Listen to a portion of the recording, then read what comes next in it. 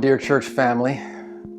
The world has been in an uproar since the killing of George Floyd on May 25th at the hands of the police.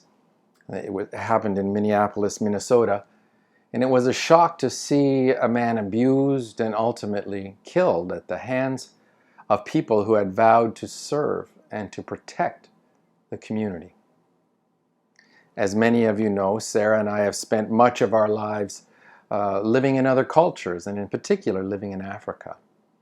George Floyd reminds us of many of our dear friends, of brothers and sisters in the faith. And perhaps most keenly, he reminds us of our two Kenyan godsons who we've had the privilege to bring up. Young black men that have such character and grace and that we love so dearly.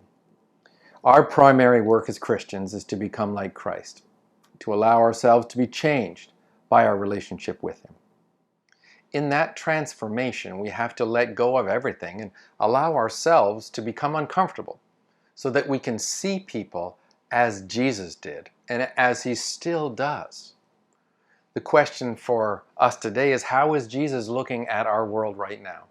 We're riddled by a pandemic and racism, and interestingly, neither of them are new just to our day and time, yet we find ourselves in a new place. Yet Jesus remains the same, and we count on His guidance and His love. Jesus was well acquainted with racism. He was a Jew in a Roman colony. He spoke powerfully to the leaders of His time, both to the Jews and to the Roman leaders. He understood racism, and He spoke against it. As Canadians, we have no superior moral high ground or a good history either. Yes, we live in a city that meant freedom to those who traveled on the Underground Railway. But sadly, we live in a country that took away the freedom of the indigenous peoples.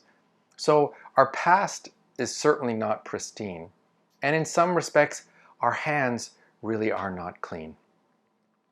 And our present shows us that being a white Canadian still comes with many privileges compared to our Black and Indigenous Canadian brothers and sisters. And we know that this isn't right. In talking about the pandemic, many people are maintaining that we will never go back to normal. And in fact, that the normal wasn't really working for us anyway. And I'd agree that we need to go back to something that is better than normal. How do we contribute to this better than new normal? Not just that which is brought by COVID-19, but by an honest, unflinching look at our hearts, minds, and cultures about other people and other races. Where is the racism within us? And how do we combat it? We need to be honest and to look deep into ourselves. We have to acknowledge it, confess it, and as always, to let Jesus lead our hearts, minds, and hands.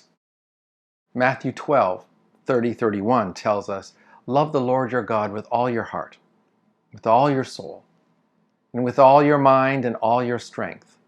The second commandment is this, to love your neighbor as yourself. There is no greater commandment than these." We are called to love as Christ loved. Our love for others, no matter who they are, no matter what their color, no matter what their nationality, must stem from our love from God. If we don't love others, especially those who don't look like us, act like us, even believe like us, then our love for God is incomplete. While we are not physically together, it's hard to have this conversation, but we can individually have this conversation with God. I look forward to this discussion and to shaping our thoughts on race and nationality, to be shaped by our prayers, by grace, by love, and conversation together. And I look forward to our hearts, minds, and souls being transformed as we prepare for the new normal, where people God loves, all nationality, and all races, are truly and fully loved by us, by the church. God bless you.